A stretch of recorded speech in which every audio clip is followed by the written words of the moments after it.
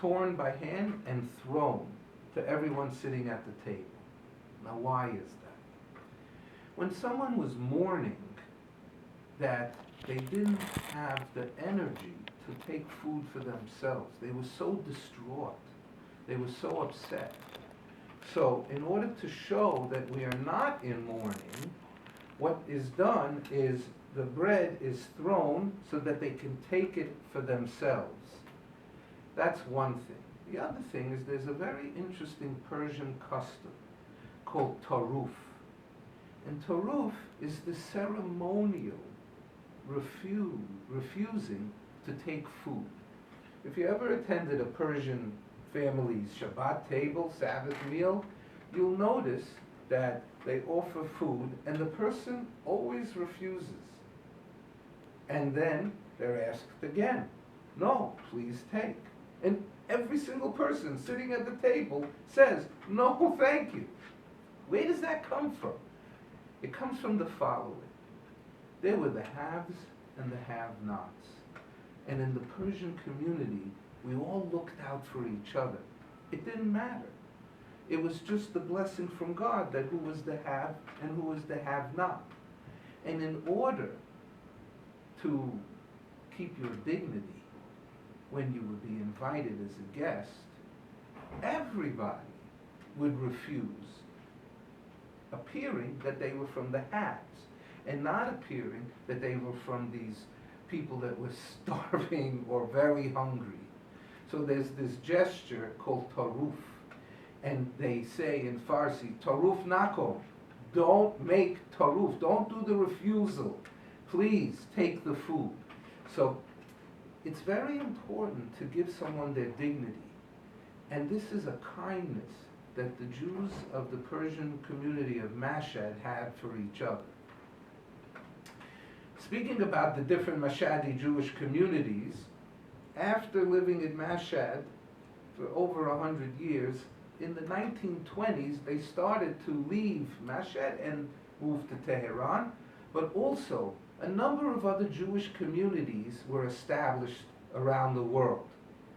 One, Bombay, India. My mother was born in Bombay, India. What happened? Her family, the Kalatis, moved to Bombay for business. And there they lived in a part of town called Baikala. And there was a synagogue there. Actually, there were 3 synagogues. And there the Jews of Bombay lived until Israel became a state. And in 1948, my mother's family moved to Herzliya. Also, you see Jewish people moving around. They were in Milan, they were in Hamburg. My father's family was from London, and that's where my father was born. And there was a very large Jewish community over there. Now you're going to say, hey, wait a minute. Isn't Great Neck the capital of the Mashhadi Jews? And I'll tell you, not originally. Originally, as explained to me by Professor Albert Amini, my dear uncle, he said to me, Reuben, originally there had been a dozen or 15 Mashhadi families that just happened to move to New York in disparate neighborhoods, Washington Heights, Brooklyn, Queens, wherever they were. And one man said, hey, if we would all move to one neighborhood, then we could make a Mashhadi minyan, we could make Mashhadi synagogue.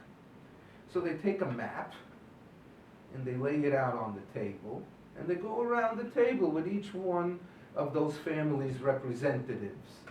And what I understand is, the first person they would say, Mr. Jemshidov, thank God you've established yourself, you're married with children, you can afford a house.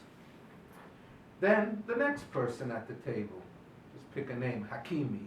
Remember, Hakimi is like Smith. It's the most popular last name. It means Chacham, Hakim, Chacham.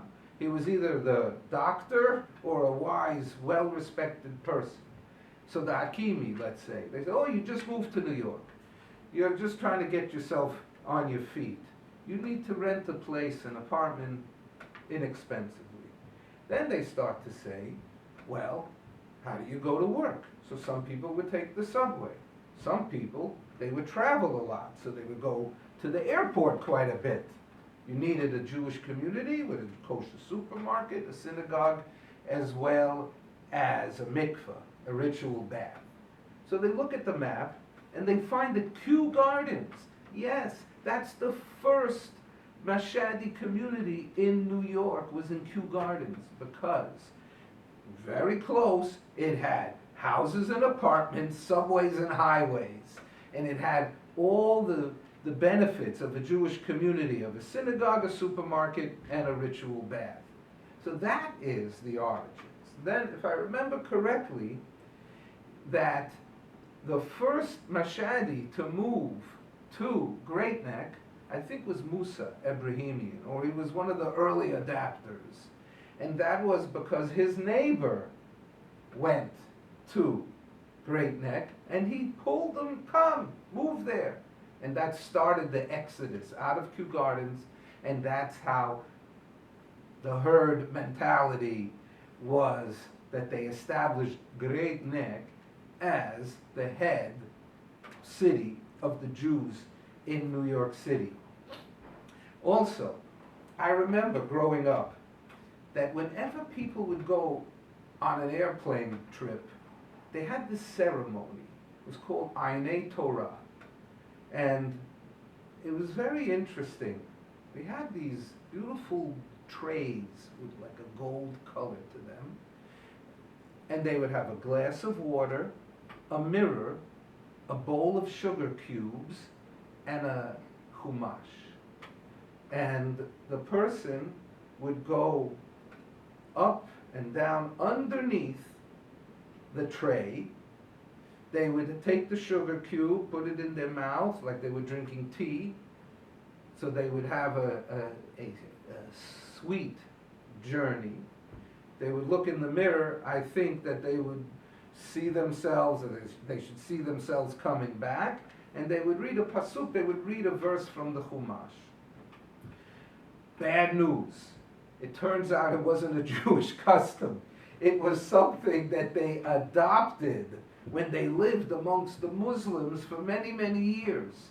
And it turns out that one day the chief rabbi of the Mashhadi community in Great Neck said, you really should stop doing it. It's not a Jewish custom. But nevertheless, we grew up with these ceremonies of when we would go on journeys.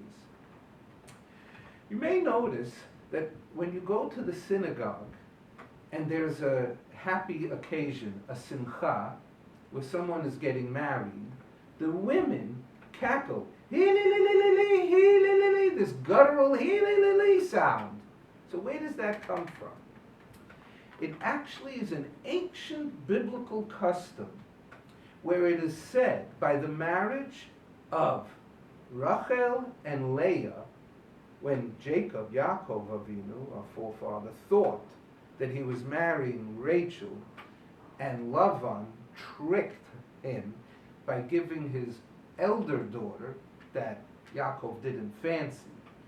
And this was them saying, he Leah, he Leah, he Leah. They were warning him that you're going to be tricked. So that's where one of the stories come from about why the ceremony in the synagogue has the women cackling. I want to share with you. I call myself Reuben Ebrahimoff, MBA. It's not my college degree. It stands for Mashhadi, born in America. And I did nothing, but my parents, who lived in Kew Gardens, amongst many Ashkenazi families, European Jews, they were sending their kids to Jewish day schools, yeshiva. And it turns out that I'm the first Mashhadi to go to yeshiva in the United States of America. And thank God to their vision and their pioneering that today there are over 500 Jewish children in yeshivot, in Jewish day schools, and we even have a handful of rabbis from our community that they got smicha. So this is a wonderful, wonderful continuation and endurance of how we went through tough times, and that now that we are free to worship, that we don't take it for granted. Some people have to establish a reputation. Others have to maintain them. It's most important to understand where you came from. It makes it easy to see where you should be going. I wanted to just share with you also about the businesses that the Mashhadis are in. Originally, they were in the colored stone business. It was easy to keep in their pockets. It was easy to travel if they had to run for their lives. It was valuable, and it was compact, and it was transportable. Then, growing up, my family, my father, his brother, and Mr. Jemshidov and Mr. Shaban, these families were in the fur business. First it was Persian sheepskins, and they branched out into minks and other kind of furs. We all know also about Persian carpets, and that the Persian carpets are another industry that we traded and we bought and we sold. Lately, thank God, things have been going well, and we branched out even further into the garment business and especially into real estate. And thank God it has panned out very well for many, many people in our community.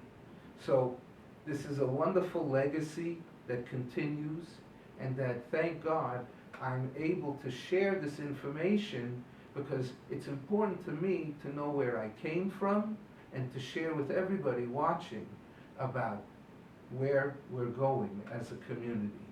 Thank you.